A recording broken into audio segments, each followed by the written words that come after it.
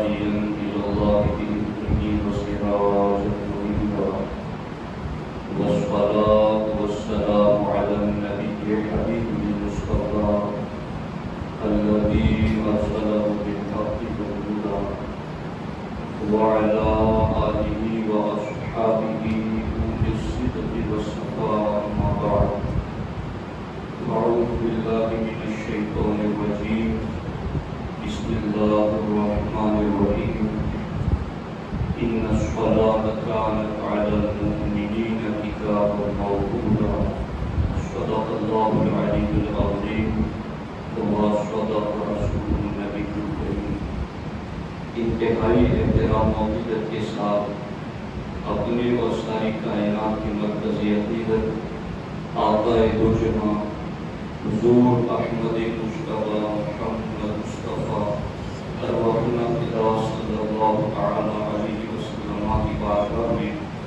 اپنی غلامی کا ثبوت دیں اور جس طریقے سے میں پڑھ رہا ہوں میرے ساتھ مل کر بآواز بلند نذران محبت پیش کریں الصلاة والسلام علیک یا رسول اللہ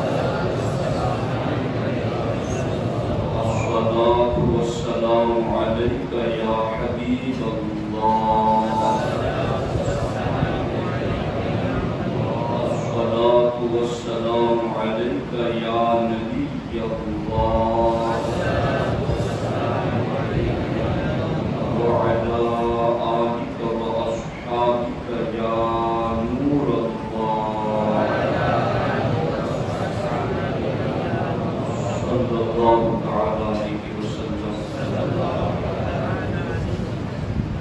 پہلے سجدے پہ روزے ازل سے درود پہلے سجدے پہ روزے ازل سے درود یادگاری کی امت کے لاکھوں سلام دوستان محترم گزارش یہ ہے کہ جو جگہ خالی ہے صفوں میں وہ آگے بڑھتے ہیں اور صفوں کو مکمل کریں پیچھے لوگوں کو تکلیف پڑتی ہے دوشن پڑھیں آگے آگے طرف دوشن طرف کو آگے اللہم صلی علی سیدنا و مولانا محمد و آلہ و صحبہ و بارک وسلم اللہم یا رب صلی وسلم دائما ابدا علی حبیبک الکریم اللہم صلی وسلم و بارک علی سیدنا ومولانا محمد وآلہ وصحبہ وبارک وسلم صلاة وسلام علیک یا رسول اللہ صلی اللہ علیہ وسلم دوستان محترم آج کا دن عیدوں کی عید ہے اس عید کے صدقے میں باقی عیدیں بھی اللہ نے امت مسلمہ کو عطا فرمائیں آج کے دن تشریف لانے والے آقا کے صدقے میں اللہ نے ہمیں ساری نعمتیں عطا کی ہیں اللہ کے فضل سے پروگرام ہمارا صبح کا حسن و خوبی کے ساتھ مکمل ہوا اور اس میں بالخصوص موئے مبارکہ کو جب مسجد لایا جا رہا تھا اس وقت بھی کافی لوگ جمع ہو گئے مگر اس کے باوجود نظام برقرار رہا اور بعض لوگوں نے اس کے لیے محنت کی اللہ عزت سب کو جزائے خیر عطا فرمائے دوستان محترم مسجد کی رنگ و رونق مسجد کی زینت آپ کی نگاہوں کے سامنے ہے ہمارے نبی علیہ السلام نے فرمایا جو اللہ کی رضا کے لیے اللہ کا گھر بناتا ہے اللہ اسے جنت میں محل عطا فرماتا ہے اور پھر یہ کہ اگر کوئی شخص چڑیا کے گھونسلے کی جتنی بھی مسجد بناتا ہے حالانکہ اتنی مسجد ہوتی نہیں ہے لیکن اللہ کے رسول علیہ السلام نے اجر و ثواب کے اعتبار سے اس کی کثرت بتانے کے لیے فرمایا کہ اگر اتنی چھوٹی مسجد بھی اگر کسی نے بنائی تو بھی اللہ اسے جنت میں محل عطا کرے گا یقیناً اللہ کی بارگاہ میں تعداد بھی دیکھی جاتی ہے کہ کس نے کتنی گنتی کا کیا لگایا مگر اس سے زیادہ وہاں دل بھی دیکھا جاتا ہے نیتیں بھی دیکھی جاتی ہیں جس نے جو کچھ لگایا اللہ کی رضا کے لیے لگایا اور یقیناً اس پر وہ اجر و ثواب کا مستحق ہے۔ اللہ رب العزت اس کوشش کو قبول فرمائے اور اللہ رب العزت اس مسجد کو رونق بخشنے میں جس نے جس طریقے سے بھی حصہ لیا، اللہ رب العزت اس کو اس کے لیے، اس کے والدین کے لیے بخشش اور مغفرت کا ذریعہ بنا دیا۔ دوستان محترم، مسجد ہماری بارونق ہو گئی تھی، مگر اصل میں مسجد کی رونق مومن کی پیشانی سے ہے۔ مسجد کی اصل اور حقیقی آبادی مومن کے سجدوں سے ہے۔ میں اسی لیے آج اس چیز پر گفتگو کرنا چاہتا ہوں کہ جس طریقے سے آج جمعہ میں یوم میلاد پر اتنی کثیر تعداد میں عاشقان رسول نماز جمعہ کے لیے آئے ہیں، آپ آج کی گفتگو سن کر یہ عہد کریں، ہم نے مسجد بنائی بھی ہے اور انشاءاللہ ہم اس کو آباد بھی رکھیں گے۔ اللہ کے رسول حضور سید عالم صلی اللہ تعالی علیہ وسلم ارشاد فرماتے ہیں، الصلاۃ عماد الدین، نماز دین کا ستون ہے۔ دوسرے مقام پر ہمارے نبی علیہ الصلوۃ والسلام نے ارشاد فرمایا، لکل شیء لہ علم وعلم الایمان الصلاۃ، ہر چیز کی کوئی نہ کوئی علامت ہوتی ہے اور ایمان کی علامت نماز ہے۔ صحابہ کرام رضوان اللہ تعالی علیہم اجمعین کے دور میں صحابہ خود کہتے ہیں، جب ہم کسی کو یہ جانچنا چاہتے، پرکھنا چاہتے کہ کون مومن ہے اور کون کافر ہے، تو ہم بس یہ دیکھتے تھے کہ کون نماز پڑھتا ہے اور کون نماز نہیں پڑھتا۔ نماز ہمارے درمیان وجہ امتیاز ہے، نماز ہمارے درمیان ایمان اور کفر کی ایک پہچان اور علامت ہے۔ اس لیے یاد رکھیں، ہمارے آقا علیہ الصلوۃ والسلام نے اسی لیے فرمایا، اول ما یحاسب بہ العبد یوم القیامۃ الصلاۃ، قیامت کے دن سب سے پہلے جس عمل کے بارے میں حساب ہوگا، ہمارے آقا فرماتے ہیں وہ نماز ہے۔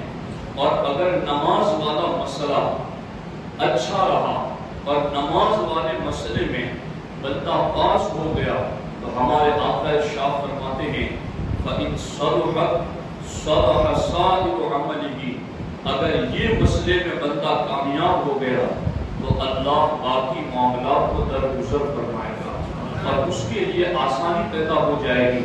اور اگر نماز والے مسئلے ہی میں بندہ پھنس گیا اور کامیاب نہ ہو سکا، تو دیگر اعمال میں بھی اس کے لیے سخت کوشش اور سخت آزمائش کے لمحات ہوں گے۔ اس لیے یاد رکھیں، موت کا کوئی ٹھکانہ نہیں کہ کب موت کا فرشتہ آ جائے۔ کہیں ایسا نہ ہو بے نمازی پن کے عالم ہی میں ہم دنیا سے چلے جائیں، چونکہ جو اس عالم میں گیا کہ وہ نمازوں کو چھوڑنے کا عادی تھا، تو میرے آقا علیہ الصلوۃ والسلام ارشاد فرماتے ہیں، من لقی اللہ وهو مضيع للصلاة لم يعبأ الله به بشيء من حسناته، کہ جو شخص اللہ تعالیٰ سے اس حال میں ملے کہ وہ نماز کو ضائع کرنے والا ہو، اللہ اس کی نیکیوں کا اعتبار نہیں فرمائے گا، اس کی دیگر نیکیاں بھی رد کر دی جائے گی۔ آپ اندازہ لگائیں کہ نماز کتنی اہم ترین عبادت ہے۔ اب دیکھیں، جس نماز کا ہم سے اتنا مطالبہ کیا گیا ہے، اس نماز سے ہمیں کیا ملتا ہے؟ اس نماز سے میں تو یہ سمجھتا ہوں، جہاں تک میں نے پڑھا ہے، کوئی نعمت ایسی نہیں ہے جو اس نماز کے صدقے میں بندے کو نہ ملتی ہو۔ یہ نماز ہی ہے جس کی وجہ سے بندے کو دنیا میں بھی نعمتیں ملتی ہیں، آخرت میں بھی نعمتیں ملتی ہیں۔ نماز وہ عظیم عبادت ہے، میرے آقا فرماتے ہیں، جو نماز کا پابند ہوگا، کانت لہو نور و برہان و نجات یوم القیامہ، اللہ قیامت کے دن ایسے نمازی کو نور عطا فرمائے گا۔ جب وہ حشر کے میدان میں چلے گا تو اس کے ارد گرد اندھیرا نہیں ہوگا، بلکہ نماز نور بن کر کے اس کے ارد گرد چل رہی ہوگی، نجات ہوگی نماز اس کے لیے، برہان اور دلیل بن جائے گی نماز اس مومن کے لیے جس نے اس پر مداومت اور ہمیشگی برتی ہوگی۔ اب آپ دیکھیں، نمازی کو اللہ رب العزت کس قدر زیادہ اجر و ثواب اور کس قدر نیکیاں عطا فرماتا ہے۔ حضرت سیدنا عثمان ابن عفان رضی اللہ تعالیٰ عنہ ارشاد فرماتے ہیں جو نماز کو اس کے وقتوں پر مکمل شرائط کی پابندی کے ساتھ ادا کرتا ہے، اللہ ایسے نمازی کو 9 سعادتیں عطا فرماتا ہے، 9 مرتبے اور 9 انعامات عطا فرماتا ہے۔ پہلا انعام تو یہ ہے کہ پابند شرع نمازی کو اللہ رب العزت اپنے پیارے بندوں میں شامل فرما دیتا ہے۔ دوسری نعمت یہ ہوتی ہے کہ اس کا جسم تندرست ہو جاتا ہے اور اس کی روح پاکیزہ ہو جاتی ہے۔ تیسری نعمت یہ ہے کہ اللہ رب العزت کچھ ایسے فرشتے پیدا فرماتا ہے جو فرشتے اس نمازی کی پاسبانی کرتے ہیں، اس کی نگرانی کرتے ہیں۔ چوتھی نعمت یہ ملتی ہے کہ اس نمازی کے گھر میں برکتوں کا نزول ہوتا ہے۔ پانچویں نعمت یہ ہے کہ اللہ رب العزت اس کے چہروں پر، اس کے چہرے پر نیک لوگوں کی علامتیں ظاہر فرما دیتا ہے۔ چھٹی نعمت یہ ہے کہ اللہ اس کے دل کو نرم کر دیتا ہے اور اس کے دل میں سوز و گداز پیدا فرماتا ہے۔ ساتویں نعمت یہ ہے کہ وہ پل صراط سے بجلی کی طرح پار ہو جائے گا۔ آٹھویں نعمت یہ ہے کہ اللہ تبارک و تعالیٰ اسے جہنم سے آزاد فرما دے گا۔ اور نویں نعمت یہ ہے کہ اللہ تبارک و تعالیٰ قیامت کے دن اس نمازی کو ان بندوں میں شامل کر دے گا جن بندوں کے لیے اللہ نے فرمایا لا خوف علیہم ولا هم یحزنون، وہ عرش کے سائے میں رہیں گے اور انہیں ان ولیوں کی صف میں کھڑا کر دیا جائے گا جو نمازوں کے پابند ہوں گے۔ اس لیے عاشقان رسول نمازوں کی پابندی بے حد ہمارے لیے ضروری ہے، چونکہ ایمان کے ساتھ نماز کا تعلق کتنا گہرا ہے۔ جس طریقے سے سورج کے لیے چمکنا لازم ہے، جس طرح چاند کے لیے چاندنی لازم ہے، جس طرح پھول کے لیے مہکنا لازم ہے، اسی طریقے سے ایمان کے لیے نماز لازم ہے۔ ایمان ہو اور نماز نہ ہو یہ تصور کیسے کیا جا سکتا ہے؟ اس لیے یاد رکھیں ہمیں اپنی پیشانیوں سے اپنی مسجد کو آباد کرنا ہے، اور جب بندہ مسجد کو آباد کرنا شروع کر دے گا تو پھر آپ جانتے ہیں اسے کیا کچھ سعادتیں ملتی ہیں، اسے کیا کچھ انعامات ملتے ہیں۔ اللہ اکبر۔ شیخ عبداللہ طاہر خراسانی جبکہ وہ خراسان کے گورنر تھے، ان کے دور حکومت میں چاروں طرف چوروں کی ڈکیتی مشہور ہو گئی اور ان کا چوری کرنا عام ہو گیا، تو شیخ عبداللہ طاہر خراسانی نے حکم دے دیا رات کو گشت لگائی جائے اور چوروں کو گرفتار کیا جائے۔ ایک جگہ سے پولیس محکمہ نے 40 کے قریب چوروں کو گرفتار کیا اور امیر کو حکم بھی بھیج دیا کہ اتنے چور گرفتار ہو کر آ رہے ہیں، لیکن لے کر جب آ رہے تھے ان چوروں کو ان میں سے ایک بھاگ گیا۔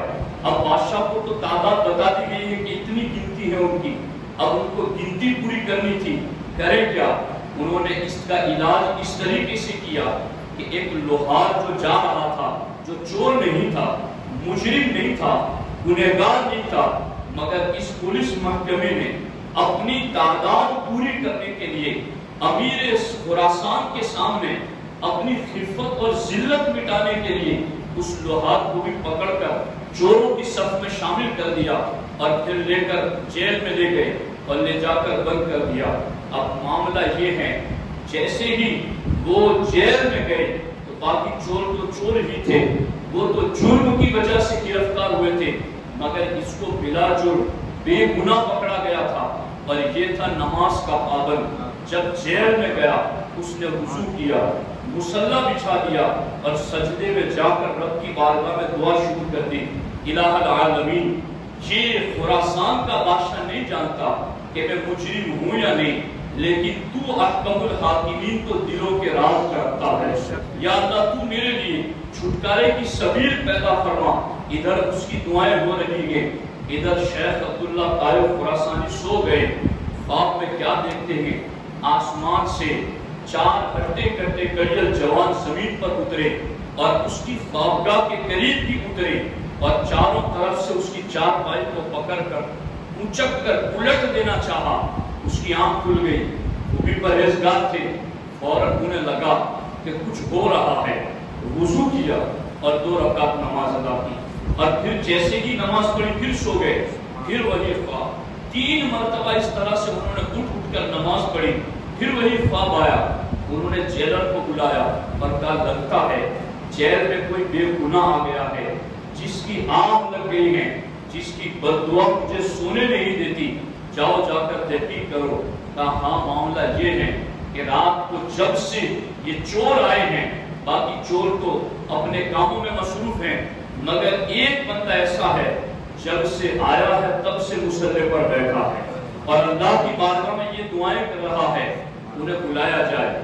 جیسے ہی اس کو بلایا گیا, اب خراسان کا امیر ہے, وہ نیچے بیٹھتا ہے مگر اس لوہار کو اپنے تخت پر بٹھاتا ہے اور سامنے بیٹھ کر کون کہتا ہے کہ نمازی بچ جائیں گے تو عزتیں نہیں ملتی.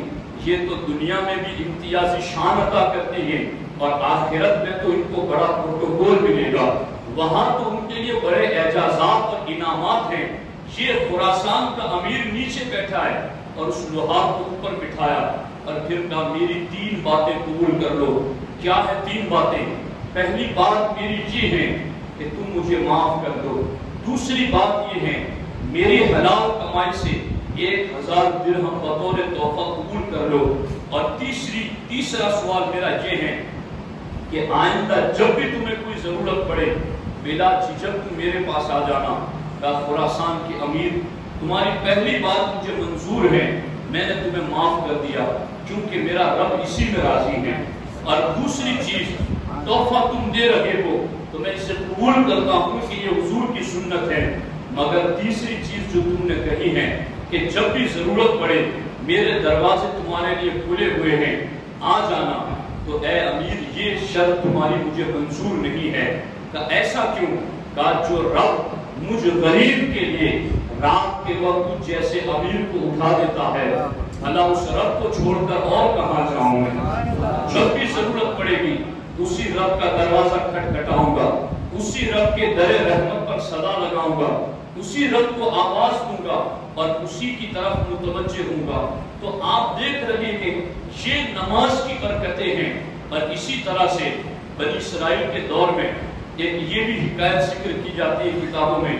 ایک عورت بہت پابند تھی, نماز پڑھتی تھی اور اس کا ظالم شوہر نماز پڑھنے کو اس کو مارتا تھا کہ تجھے نماز نہیں پڑھنی ہے, مگر وہ مسلسل نماز پڑھتی رہی یہاں تک کہ اس شوہر نے اپنی بیوی کو مارنے کا پلان بنایا کہ اب اس کو تکلیف دینے کا کوئی جواز تو ہونا چاہیے, کوئی بہانہ تو ہونا چاہیے جس کی وجہ سے اسے مارا جائے.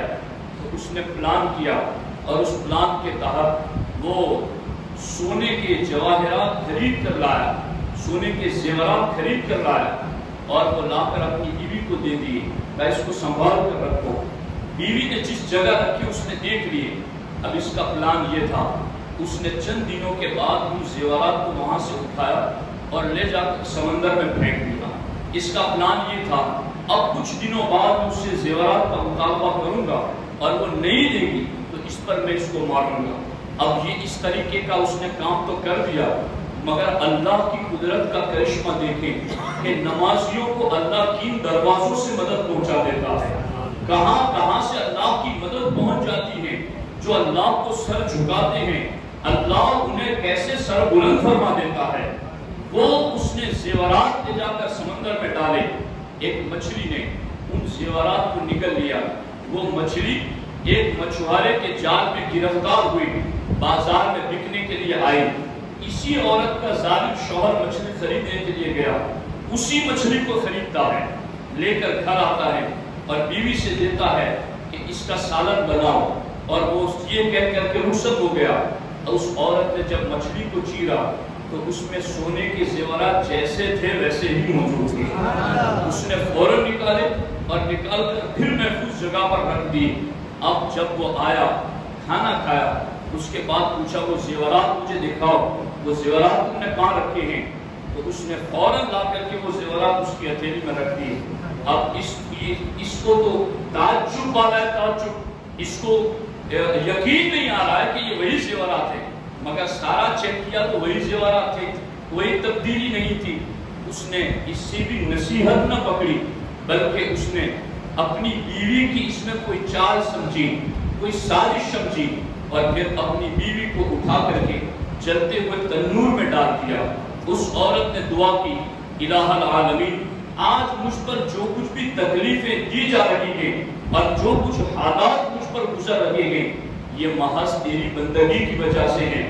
ابھی اس نے دعا کی تھی، اللہ نے انگاروں کو عقیق احمر میں تبدیل فرما دیا، سرخ رنگ کے، لال رنگ کے یاقوت میں تبدیل فرما دیا، اور اسے کوئی تکلیف نہ پہنچی۔ تو آپ غور فرمائیں کہ نماز کی وجہ سے کتنی بڑی برکتیں ملتی ہیں، اور نماز کی وجہ سے کتنا بڑا انعام ملتا ہے۔ روایتوں میں یہ بھی میں نے پڑھا، کتابوں میں موجود ہیں، کہ یہ ہے نماز پڑھنے کی دنیا کی اور آخرت کی برکتیں۔ اس پر ایک لمبا سلسلہ ہے، اگر اس پر گفتگو کی جائے، اختصار وقت کی وجہ سے اب میں ان ساتھیوں کو بھی قرآن و سنت کے ذریعہ نصیحت کا پیغام پہنچانا چاہتا ہوں کہ جو نماز کے وقت اپنی دکانیں، اپنے مکانات اور اپنے کاموں میں مصروف رہتے ہیں اور اللہ کی بارگاہ میں سر جھکانے کے لیے نہیں آتے، انہیں پتا ہے وہ کتنا بڑا جرم کر رہے ہیں، وہ کتنا بڑا گناہ کر رہے ہیں۔ اللہ اکبر! ایک شخص کی شیطان سے ملاقات ہوئی، اور یہ پرانے زمانے میں، اگلے نبیوں کے زمانے میں جس طرح ملک الموت انسانوں کی شکل میں لوگوں سے ملتے تھے، یوں شیطان سے بھی لوگوں کی ملاقات ہو جاتی تھی۔ اگلے انبیاء کرام کے زمانے میں ایک شخص شیطان سے ملتا ہے اور کہتا ہے کہ مجھے بھی تیری طرح بننا ہے، بتا تیری طرح بننے کے لیے مجھے کیا کرنا پڑے گا؟ یہ تو نے عجیب سوال کیا ہے، آج تک کسی نے میری طرح بننے کے لیے کوئی عمل نہیں پوچھا کہ شیطان بننے کے لیے عمل کون سا کرنا پڑے گا، لیکن تو بڑا تعجب خیز بندہ ہے۔ کہا نہیں، میں بس تیری طرح بننا چاہتا ہوں، مجھے تو بتا کہ کون سا کام کروں تو میں تیری طرح ہو جاؤں۔ کہا بس تجھے دو کام کرنے ہیں، ایک تو یہ کہ تو نماز کو حقیر سمجھ، نماز کو وقتوں پر ادا نہ کر، اور دوسری چیز یہ کہ فٹافٹ جھوٹی قسمیں کھانا شروع کر دے۔ یہ دو کام کرے گا تو میری طرح ہو جائے گا۔ آپ دیکھ رہے ہیں جھوٹی قسمیں کھانا، نمازوں کو چھوڑنا اور حقیر سمجھنا۔ شیطان کہہ رہا ہے کہ شیطان بننا ہو تو یہ دو کام کرنا۔ اب یہ دو کام اگر ہم میں ہیں تو پھر ہمیں اس سے توبہ کرنی چاہیے، ہمیں اس سے رجوع کرنا چاہیے، ہمیں اللہ کی بارگاہ میں توبہ کرنی چاہیے۔ وہ جو بندہ پوچھ رہا تھا کہ کون سے کام ہے جس کی وجہ سے شیطان بنا جائے، اس نے جب جواب سن لیا شیطان کا کہ نمازوں کو چھوڑنا اور جھوٹی قسمیں کھانا، اس نے کہا شیطان تو گواہ ہو جا، میں زندگی بھر کبھی نماز کو نہیں چھوڑوں گا، میں زندگی بھر کبھی جھوٹی قسمیں نہیں کھاؤں گا۔ شیطان کہتا ہے میں نے آج تک تجھ جیسا ہوشیار بندہ نہیں دیکھا کہ جو مجھ سے بھی یہ کلام کر گیا اور مجھ سے بھی وہ گر سیکھ گیا جس سے رب کو راضی کیا جا سکتا ہے۔ تو ساتھیوں، آپ محسوس کر رہے ہیں اس چیز کو۔ اسی طرح ایک روایت یہ بھی ملتی ہے کہ ایک آدمی سفر پر جا رہا تھا تو شیطان اس کے ساتھ لگ گیا۔ اب دوران سفر ایک نماز چھوڑ دی، دو نمازیں چھوڑ دی، تین نمازیں چھوڑ دی، یہاں تک کہ مسلسل اس نے 5 نمازیں چھوڑ دی، اور جب رات کو سونے کا وقت آیا تو وہ بھاگنے لگا۔ اس نے کہا کہ اب میں تیرے ساتھ نہیں رہوں گا، جو شیطان تھا وہ بھاگنے لگا۔ اس نے کہا تو میرا ساتھ کیوں چھوڑ رہا ہے؟ کہ ایک مرتبہ میں نے اللہ کی بندگی سے منہ پھیرا تو مجھے راندہ بارگاہ کر دیا گیا، تو نے 5 مرتبہ سجدہ چھوڑ دیا، کہیں تیری اس نحوست کی وجہ سے مجھ پر بھی عذاب نازل نہ ہو جائے۔ آپ محسوس کریں گے یہ ہے معاملہ نمازوں کو چھوڑنے کی وجہ سے۔ اسی لیے حضرت سیدنا عیسیٰ علیہ السلام کے زمانے میں امام صفوری شافعی رحمۃ اللہ تعالی علیہ زینت المحافل میں یہ روایت ذکر کرتے ہیں کہ ایک بزرگ سفر کرتے ہوئے سمندر کے کنارے سے گزرے، انہوں نے کیا دیکھا کہ اس سمندر کی مچھلیاں ایک دوسرے کو کھا رہی ہیں، ان میں قحط آ گیا ہے۔ یہ اس طرح کا منظر انہوں نے نہیں دیکھا تھا، تو انہوں نے اللہ کی بارگاہ میں دعا کی الہ العالمین یہ کیا منظر ہے، یہ مچھلیاں ایک دوسرے کو کھا رہی ہیں، ایسا کیوں ہوا؟ تو غیب سے آواز آئی، حقیقت میں معاملہ یہ ہے کہ آپ بہت سالے تو نہیں آئی تھی، مگر اس سمندر کے کنارے سے ایک بے نمازی گزرا تھا، اس کو پیاس لگی تھی، اس نے پانی پینے کے لیے سمندر کا پانی چلو میں اٹھا کر منہ میں لیا، پانی کھارا تھا، اس نے واپس سمندر میں پھینک دیا۔ اس بے نمازی کی کلی کی نحوست کی وجہ سے سمندر کی مچھلیوں میں بھی عذاب آ گیا ہے۔ تو دوستوں غور کرو، اس پر سوچو، موتیں فٹافٹ ہو رہی ہیں، لوگ کہہ رہے یار مجھے یقین نہیں آ رہا فلاں بندہ مر گیا، اگر اس کی جگہ پر ہم ہوتے تو ہم کیا کرتے؟ تو اس لیے بیدار کرو اپنے آپ کو، ہم مومن ہیں، ہم ایمان والے ہیں، ہم اللہ رسول کو ماننے والے ہیں، ہمارا آخرت پر عقیدہ اور یقین ہے، ہم مرنے کے بعد اٹھنے کا عقیدہ رکھتے ہیں، ہمیں ایک دن اللہ کی بارگاہ میں جواب دینا ہے۔ تو پھر ساتھیو، نماز جیسی عبادت کو ضائع نہ کیا جائے، کہیں بھی رہے، کسی حال میں بھی رہے، نمازوں کی ضرور پابندی کریں۔ عقیدے کی درستگی کے بعد سب سے اہم ترین فرض مومن کی ذمہ داری میں جو آتا ہے وہ 5 وقت کی نماز ہے۔ یہ مسجد خوبصورت بنانے والوں نے بنائی اور پیسے لگانے والوں نے پیسے لگائے، ان کے لیے تو مبارکباد اور ان کے لیے رحمتیں ہیں کہ انہوں نے اپنا پیسہ لگا دیا، مگر ایسا نہیں کہ صرف پیسہ لگا دیا اور اسی سے ہم چھوٹ جائیں۔